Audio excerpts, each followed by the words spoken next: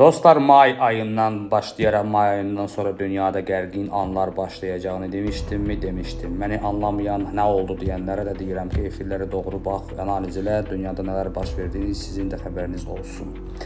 Anlamayan, xəbəri olmayanlar da yaxın aylarda, onlar daha bu olaylar genişlənəndə, dünya daha çox gərgin halına düşəndə artıq anlayarlar. Yəni İranda hal-hazırda savaşın olmayacağı deyən Trump zəng eləyib Netanyahu ilə telefon danışığını eləyib ki, bizim hal-hazırda İranla nüvə sazişi üçün eləyəcək danışıqlarımız var. Heç bir savaş etmək lazım deyil dediyi bir gündə mən Nadim Alixanov sizə bu gündə deyirəm ki, 2025-ci il iyunun 11-də bu savaş mütləq olacaq. Bunu görəcəksiniz. Çünki mən elə hiss edirəm. Olsun deyə demirəm, amma hisslərim bunu deyir. Allah uzaq eləsin olmaz.